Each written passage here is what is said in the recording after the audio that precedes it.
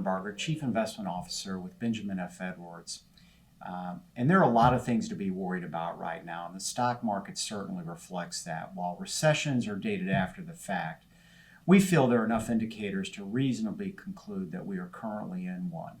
The low unemployment rate, well-anchored inflation expectations provide some cushion, but the Fed recently indicated that they see rates rising into 2023 and topping out somewhere between 4.5% and 4.75%.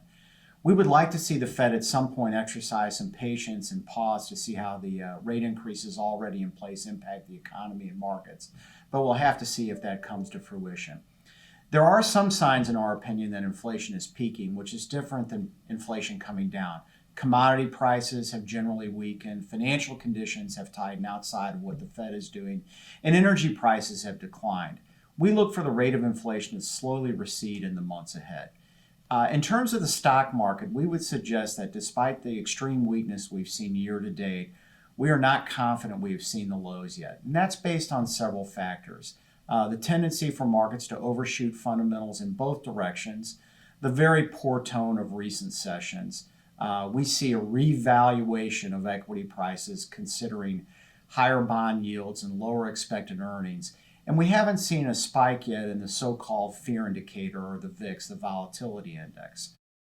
We think the market is going to be much more sensitive to earnings going forward now that we are no longer in a 0% interest rate environment. Overall, corporate earnings don't tend to grow in a recession, and the third quarter earnings season and guidance, which starts in the first week of October, should provide some important clues on the trajectory for earnings.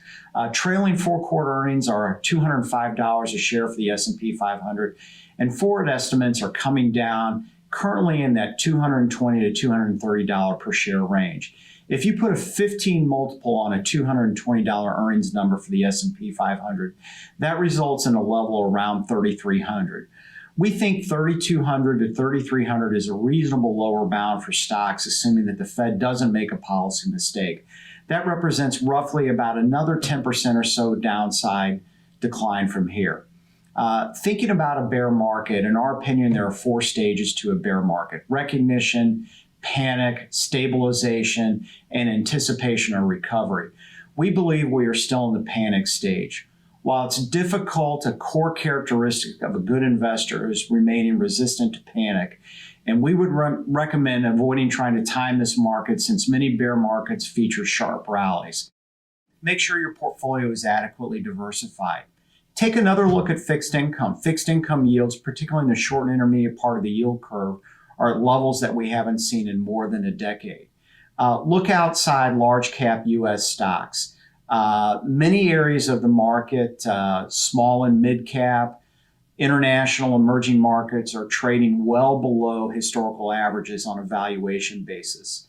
Define and focus timeframes. The U.S. economy is the envy of the world and naturally wants to grow. This repricing of equities increases the prospects for forward returns from here, and we think investors with intermediate and longer time horizons will be rewarded for putting money to work at this point. As Wayne Gretzky said, skate to where the puck is going. In a 0% interest rate environment, investors were willing to pay very high multiples of sales and earnings for innovation. Higher inflation, higher bond yields argue that sustainable, dependable earnings and dividends will be a larger part of equity returns going forward. We believe in innovation, but think there is an upper limit to pay for it. Many of these companies still trade at extended valuations. From a planning perspective, this is a great time to revisit spending policies and spending habits with portfolio valuations marked down to make sure they are still appropriate. Don't forget about taxes. This is a year where tax swaps and fixed income and losses in equity can be monetized and used to help lessen the tax impact of portfolio repositioning. And then finally, take another look at alternative strategies. 0% interest rates, high correlations across asset classes were a headwind for many alternative strategies. That environment clearly has changed, and while risk management in alternative strategies can cap upside, it also caps downside. And many of these strategies, such as long-short credit, long-short equity, aren't dependent on rising markets to generate positive returns. As always, your Benjamin F. Edwards financial advisor is here to help.